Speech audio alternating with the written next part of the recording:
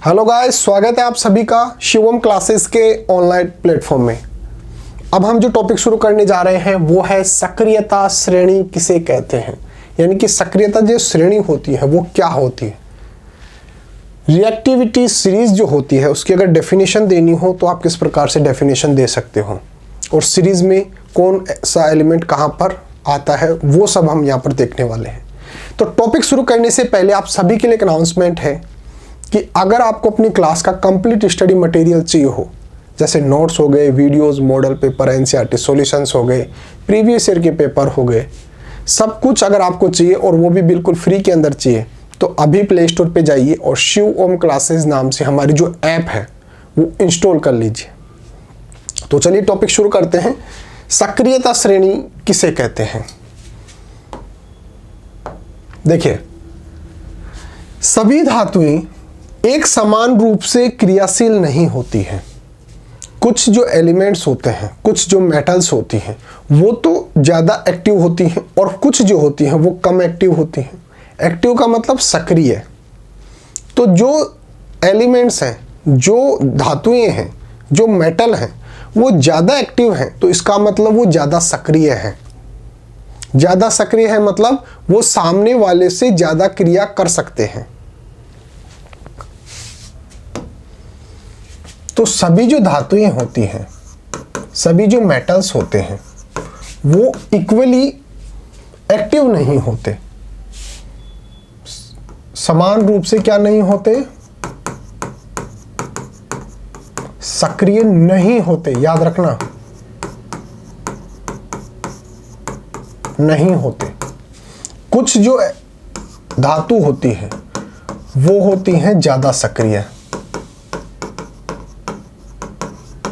और कुछ धातु क्या होती हैं, कम सक्रिय।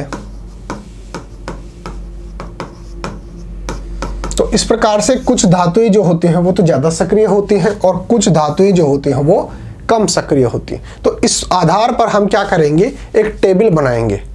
जैसे ये अगर ज्यादा सक्रिय है तो ऊपर रख देंगे, बी अगर उससे कम सक्रिय है नीचे रख देंगे, सी उससे कम सक्रिय है तो उससे नीचे। इस प्रकार से हम क्या कर देंगे, यहां से अगर आप देखेंगे तो ये ज्यादा सक्रिय इस तरफ जो है वो इससे कम, इससे कम। इस प्रकार से हम क्या करेंगे, टेबल बना देंगे। आगे देखते हैं।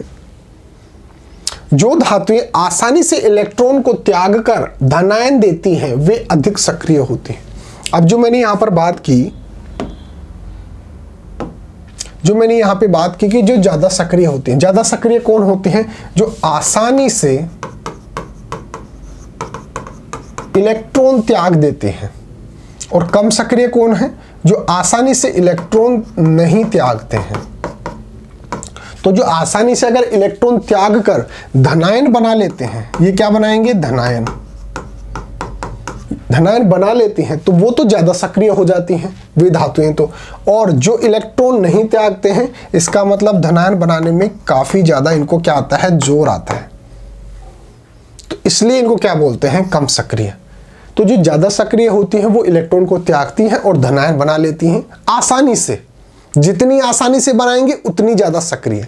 हो सकता है बनाने को तो ये भी बना लेंगे लेकिन इनको जोर आता है, तो इनके तुलना में ये आसानी से बना लेते हैं, इसलिए ये ज्यादा सक्रिय हो गए और ये कम सक्रिय। सक्रिय तो है मतलब इलेक्ट्रॉन तो त्याग देंगे लेकिन उनके लिए मशक्कत करनी पड़ेगी आपको।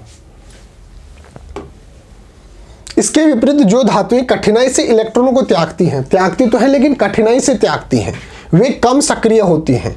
सक्रियता श्रेणी वह सूची है जिसमें धातुओं की क्रियाशीलता को अवरोही क्रम में व्यवस्थित किया जाता है। अवरोही क्रम मतलब घटता हुआ क्रम। सबसे ऊपर सारणी के अंदर, टेबल के अंदर सबसे ऊपर किसको रखेंगे, जो ज्यादा एक्टिव है, जो ज्यादा सक्रिय है। फिर उससे नीचे रखेंगे कि जो उससे कम सक्रिय है, फिर उससे कम, मतलब घटता हुआ क्रम लिख रहे हैं हम। जो सक्रियता के आधार पर धातुओं का हम घटता हुआ क्रम लिख रहे हैं और घटते हुए क्रम को क्या बोला जाता है, अवरोही क्रम। विस्थापन के प्रयोगों के बाद निम्न श्रेणी को विकसित किया गया। अब ये जो हमने श्रेणी बनाई है, जो टेबल हम बनाने जा रहे हैं, वो कैसे बनाई गई है वो देखिए। विस्थापन अभिक्रिया क्या होती है, जैसे मान लो कि AB कोई यौगिक है, ये कोई कंपाउंड है, ठीक है। अब ये C से क्रिया कर रहा है। अगर ये B से ज्यादा सक्रिय है, कौन? C, तो ये क्या करेगा, इसको तो बोलेगा तू निकल। क्यों? क्योंकि C ज्यादा सक्रिय है और A के साथ जुड़ जाएगा, और B को बोलेगा तू बाहर निकल। इसने ऐसा क्यों किया? क्योंकि जो B है ये है कम सक्रिय और ये है ज्यादा सक्रिय, और चूंकि C ने B को क्या कर दिया, विस्थापित कर दिया, अलग कर दिया, इसलिए इस अभिक्रिया को क्या बोला जाता है, विस्थापन अभिक्रिया। तो अगर C को लिखेंगे तो हम उस टेबल के अंदर ऊपर लिखेंगे भाई इसको, इसकी सक्रियता क्या है, ज्यादा है, और उसके नीचे लिखेंगे B को। इस प्रकार से हम अभिक्रिया करवा करवा कर देखते हैं कि कौन सा जो धातु है वो दूसरी धातु की तुलना के अंदर कम सक्रिय है या फिर ज्यादा सक्रिय है। जो ज्यादा सक्रिय होगी उसको ऊपर लिखेंगे, और फिर उससे कम सक्रिय, फिर उससे और ज्यादा कम सक्रिय। इस प्रकार लिखते लिखते हम क्या करेंगे, अवरोही क्रम लिखेंगे। यहाँ ज्यादा और नीचे जैसे जैसे जाते जाएंगे कम सक्रियता होती जाएगी। इसको बोलते हैं अवरोही क्रम, यानी कि घटता हुआ क्रम। अगर हम नीचे से ऊपर की तरफ लिखेंगे तो ये तो हो गया आरोही क्रम, लेकिन इसके अंदर क्या बोलेंगे कि जो पहले नंबर पे है वो कम सक्रिय है। नीचे से ऊपर भी लगा सकते हैं एरो, लेकिन हम यहां पर लिखेंगे कि ये कम सक्रिय है और ये ज्यादा सक्रिय है। यानी कि जैसे जैसे इधर बढ़ते जाएंगे वैसे वैसे सक्रियता बढ़ती जाएगी, और अवरोही क्रम में जैसे जैसे नीचे बढ़ते जाएंगे इनकी जो सक्रियता है वो कम होती जाएगी,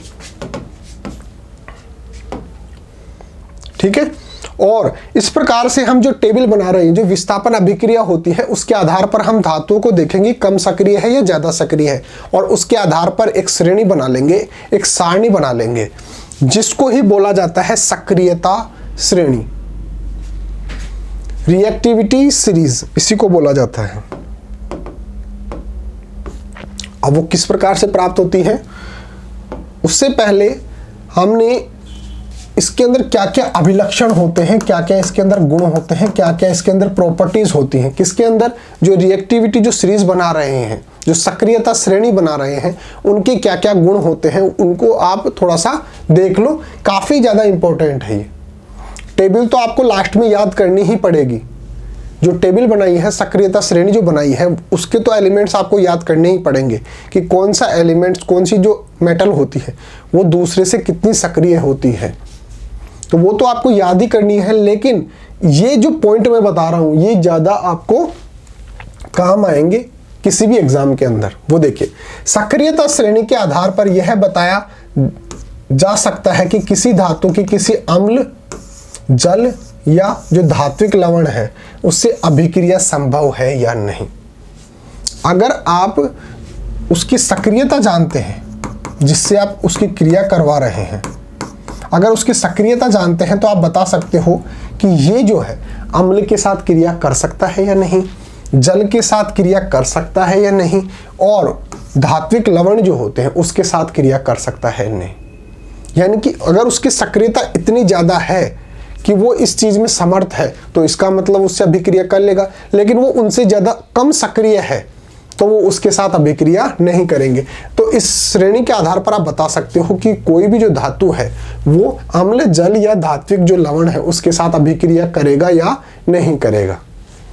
नेक्स्ट है, कम सक्रिय धातु अपने से अधिक सक्रिय धातु को उसके विलयन से विस्थापित नहीं कर सकते।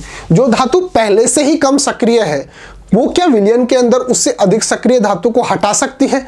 नहीं हटा सकती, क्योंकि वो खुद ही कम सक्रिय है। तो उससे अधिक जो धातु है उसको विलयन में से कैसे हटा सकती है? जैसे समझो, अगर जैसे मैंने लिखा A प्लस B और इसकी अभिक्रिया मैंने करवाई C से, अगर ये C जो है B से ज्यादा सक्रिय है तो ही तो इसको बोल सकता है कि तू हट, मैं आऊंगा तेरी जगह। अगर जो C है ये पहले से ही कम सक्रिय है और ये जो है ये ज्यादा सक्रिय है, तो क्या क्या सी इस बी को बोल सकता है कि तू हट, मैं तेरी जगह आऊंगा? नहीं बोल सकता, क्योंकि सी जो है वो पहले से ही कम सक्रिय है, तो ये अपने से अधिक जो सक्रिय धातु है उसको नहीं हटा सकता। ये हमारा कौन सा पॉइंट है? ये हमारा दूसरा पॉइंट। सक्रियता श्रेणी में धातुओं की ऑक्सीजन, H2O यानी कि जल व तनु अम्लों से क्रिया की दर ऊपर से नीचे की ओर घटती है। अगर जैसे कोई भी धातु हम देख रहे हैं, अगर वो ज़्यादा सक्रिय है, मतलब श्रेणी के अंदर सबसे ऊपर है, तो वो O2, H2O व तनु अम्ल के साथ क्रिया करने के लिए ज़्यादा समर्थ है। फिर उससे नीचे वाला उससे कम समर्थ है, और जैसे जैसे नीचे जाते जाएंगे इनकी समर्थता कम होती जाएगी। वो नीचे जाएंगे वैसे वैसे वो ऑक्सीजन, H2O व तनु अम्लों के साथ क्रिया नहीं करते हैं, उनकी दर जो है वो बहुत ज़्यादा कम हो जाती है। और हाइड्रोजन, यहाँ पे ये पीक पॉइंट है भाई साहब। जो हाइड्रोजन है उसके नीचे के जो धातुएं हैं वो तो O2 और H2O और तनु जो अम्ल हैं उनके साथ तो क्रिया कर ही नहीं सकते। इस चीज को समझो, काफी इंपॉर्टेंट है, आगे टेबल में समझ में आ जाएगा। जैसे मान लो ये हाइड्रोजन यहां पे आ गई और इसके नीचे और भी ज्यादा क्या है, और भी धातुएं हैं, तो ये जितनी भी धातुएं हैं ये कम सक्रियता में आ गई, और इसके ऊपर जो धातुएं हैं वो थोड़ी सी क्या है, ज्यादा सक्रिय है। तो इसके जो जितनी भी ऊपर आती है, हाइड्रोजन के ऊपर जितनी भी धातुएं आती हैं वो तो O2, H2O और तनु अम्ल के साथ क्रिया कर लेती हैं, लेकिन हाइड्रोजन के नीचे जितनी भी धातुएं आती हैं वो O2, H2O और तनु अम्ल के साथ क्रिया नहीं कर सकती हैं। तो हाइड्रोजन जो है ये क्या हो गया, इसका मध्यस्थ बिंदु हो गया कि भाई इसके नीचे वाली जितनी भी धातुएं हैं वो इनसे क्रिया नहीं कर सकती, इसके ऊपर वाली जितनी भी धातुएं हैं वो इससे क्रिया कर सकती हैं। क्यों कर सकती हैं? क्योंकि वो ज़्यादा सक्रिय है, और हाइड्रोजन के नीचे जितनी भी धातुएं हैं वो कम सक्रिय हैं, इसकी वजह से ये इनसे क्रिया नहीं कर सकती हैं।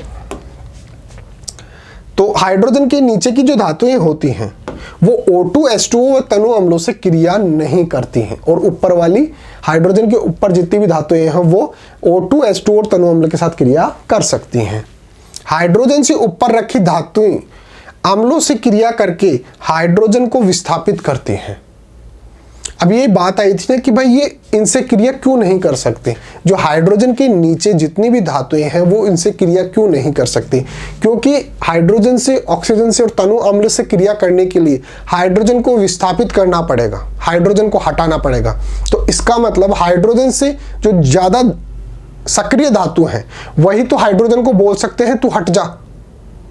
अगर वो उससे हाइड्रोजन से भी कम सक्रिय है, वो हाइड्रोजन को विस्थापित कैसे कर सकती है, हाइड्रोजन को हटा कैसे सकती है?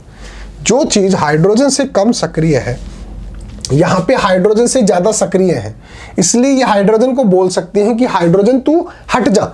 लेकिन ये हाइड्रोजन से कम सक्रिय है, ये हाइड्रोजन को विस्थापित कर ही नहीं सकती, उसको हटा ही नहीं सकते, इसलिए ये O2, H2O और तनु अम्ल के साथ क्रिया नहीं करते हैं। हाइड्रोजन से ऊपर नीचे धातुओं में क्रिया करने हाइड्रोजन विस्थापित करती हैं, जबकि हाइड्रोजन से नीचे रखी धातुएं ऐसा नहीं कर सकती। हाइड्रोजन के नीचे जितनी भी कम जो सक्रिय धातु हैं वो हाइड्रोजन से कम सक्रिय हैं, इसलिए वो हाइड्रोजन को विस्थापित नहीं कर सकती, इसलिए वो O2, H2O और जो अम्ल है, तनु अम्ल है, उसके साथ क्रिया करने में असमर्थ होती हैं। ये हो गए इंपॉर्टेंट बिंदु। एक लास्ट पॉइंट बच रहा है, दो लास्ट पॉइंट बच रहे हैं। सक्रियता श्रेणी में कोई धातु अपने से नीचे रखी धातु को उसके जलीय विलयन से विस्थापित कर देती है। अगर कोई धातु ऊपर है यानी कि जो ज्यादा सक्रिय है, वो अपने से जो उसके नीचे जो धातु रखी गई है, इसका मतलब वो उससे कम सक्रिय है, तो उसको वो विस्थापित कर सकती है। सक्रियता श्रेणी में हाइड्रोजन से ऊपर रखी गई धातुएं सक्रिय धातुएं कहलाती हैं। हाइड्रोजन से ऊपर जितनी भी, यहाँ पे मान लो ये हाइड्रोजन है, तो इसके ऊपर जो है जितनी भी धातुएं हैं ये क्या कहलाएंगी, सक्रिय धातुएं। और हाइड्रोजन के नीचे जितनी भी धातुएं आएंगी वो कहलाएंगी अक्रिय धातुएं या फिर कम सक्रिय धातुएं।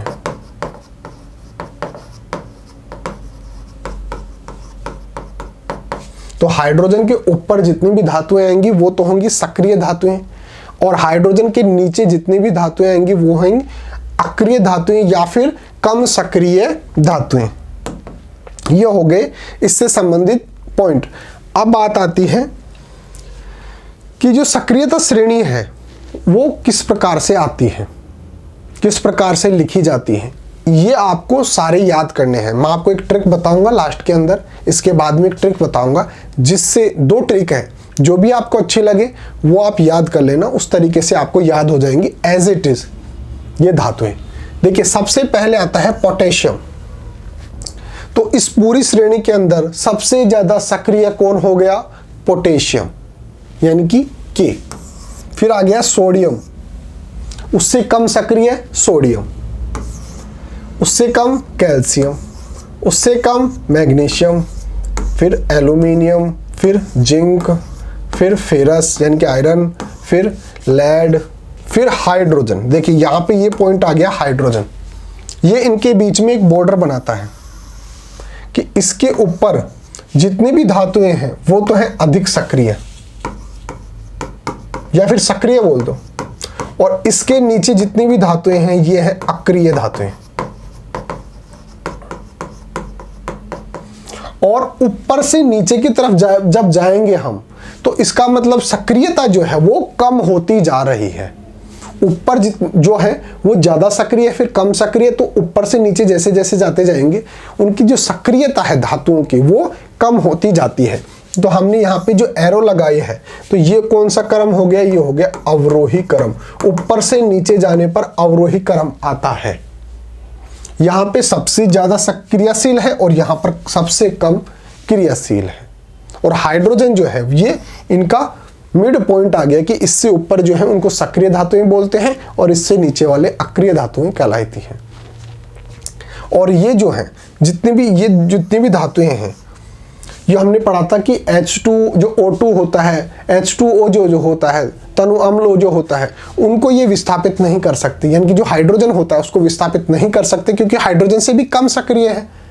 तो इसका मतलब ये इनसे क्रिया नहीं कर सकते। O2, H2 और तनु अम्ल जो होते हैं उनसे क्रिया ये नहीं कर सकते। ये कर सकते हैं, हाइड्रोजन से ऊपर जितनी भी धातुएं हैं ये इनसे क्रिया कर सकते हैं। O2 से भी कर सकते हैं, H2O से भी कर सकते हैं, तनु अम्ल से भी कर सकते हैं, लेकिन ये वाले उससे नहीं कर सकते क्योंकि ये हाइड्रोजन से भी कम सक्रिय हो गए।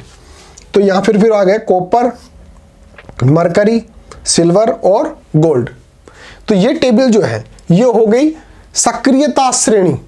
अब आपको इनको एज इट इज याद रखना है, तो उसके लिए मैं आपको ट्रिक बताने जा रहा हूं। ये ट्रिक आप अपनी कॉपी में लिख लेना और इसको बार बार 2-4 बार रिवीजन करना, आपको याद हो जाएगी। एक ट्रिक है कि काशीनाथ का माली आलू जरा फीके पकाता है। काशीनाथ का माली आलू जरा फीके पकाता है। ये जो काशीनाथ है वो जो क्या है, ये एक माली है, और जो आलू पकाता है वो थोड़ी सी फीके पकाता है। तो आपको याद रखना है काशीनाथ का माली आलू जरा फीके पकाता है। कौन है आगे आओ, कौन है आगे आओ, ये 2 चीजें याद रखना कि काशीनाथ का माली आलू जरा फीके पकाता है, कौन है आगे आओ। अब देखिए काशी, इससे निकल के आया के, तो के का मतलब पोटेशियम। नाथ, नाथ से निकल के आया Na यानी कि सोडियम। का को लिखेंगे आप Ca, का कैल्शियम। माली Mg मैग्नीशियम। आलू Al एल्यूमिनियम। जरा जिंक। फीके फेरस यानी कि आयरन। पकाता है यानी कि Pb लेड। पकाता है H हाइड्रोजन। कौन Cu कॉपर। कौन है Hg मरकरी। आगे Ag सिल्वर। आओ Au